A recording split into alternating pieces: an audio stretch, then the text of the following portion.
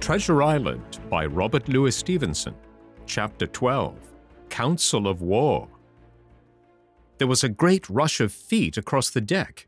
I could hear people tumbling up from the cabin and the forecastle, and slipping in an instant outside my barrel, I dived behind the foresail, made a double towards the stern, and came out upon the open deck in time to join Hunter and Dr. Livesey in the rush for the weather bow. There all hands were already congregated. A belt of fog had lifted almost simultaneously with the appearance of the moon. Away to the southwest of us we saw two low hills, about a couple of miles apart, and rising behind one of them, a third and higher hill, whose peak was still buried in the fog. All three seemed sharp and conical in figure. So much I saw almost in a dream, for I had not yet recovered from my horrid fear of a minute or two before, and then I heard the voice of Captain Smollett issuing orders. The Hispaniola was laid a couple of points nearer the wind, and now sailed a course that would just clear the island on the east. "And now, men," said the captain, when all was sheeted home, "has any one of you ever seen that land ahead?" "I have, sir," said Silver. "I've watered there with the trader I was cook in." "The anchorage is on the south, behind an islet, I fancy?" asked the captain. "Yes, sir. Skeleton Island, they calls it. It were a main place for pirates once, and a hand we had on board knowed all their names for it. That hill to the nor'ard they call the foremast hill. There are 3 hills in a row running southward, fore, main, and mizzen, sir. But the main, that's the big un, with the cloud on it, they usually calls the spyglass, by reason of a lookout they kept when they was in the anchorage cleaning, for it's there they cleaned their ships, sir, asking your pardon." "I have a chart here," says Captain Smollett. "See if that's the place." Long John's eyes burned in his head as he took the chart, but by the fresh look of the paper, I knew he was doomed to disappointment. This was not the map we found in Billy Bones's chest, but an accurate copy, complete in all things, names and heights and soundings, with the single exception of the red crosses and the written notes. Sharp as must have been his annoyance, Silver had the strength of mind to hide it. "Yes, sir," said he. "This is the spot, to be sure, and very prettily drawed out.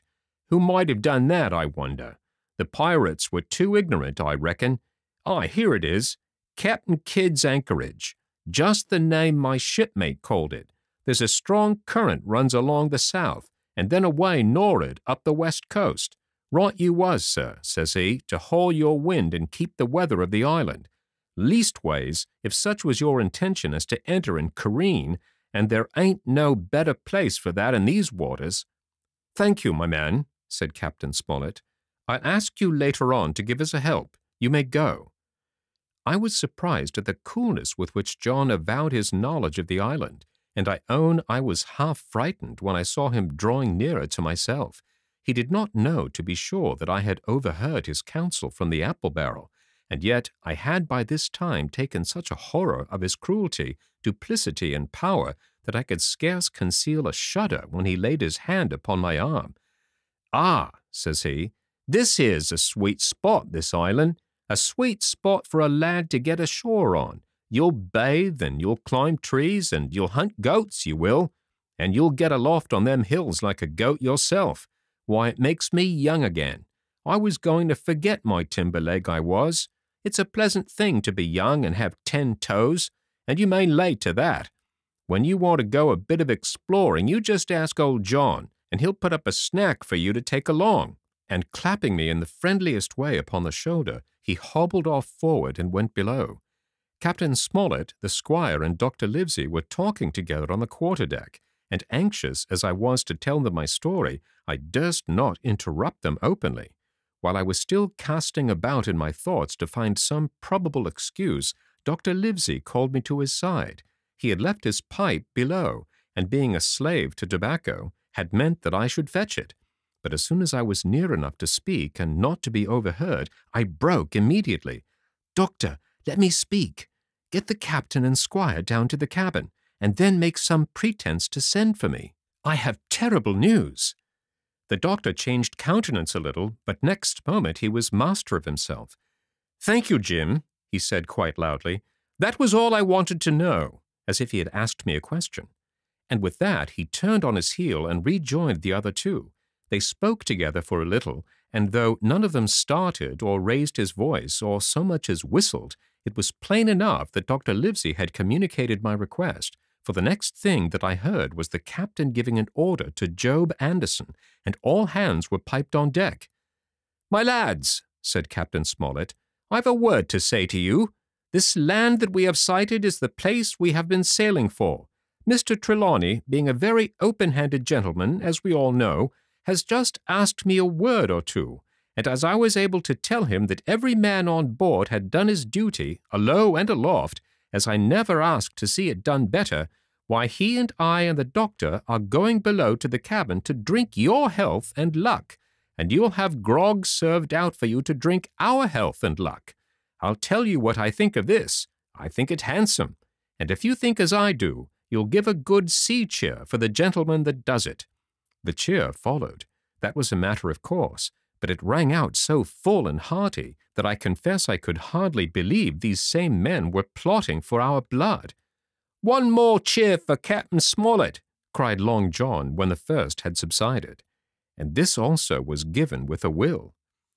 On the top of that the three gentlemen went below, and not long after word was sent forward that Jim Hawkins was wanted in the cabin. I found them all three seated round the table, a bottle of Spanish wine and some raisins before them, and the doctor smoking away with his wig on his lap, and that, I knew, was a sign that he was agitated.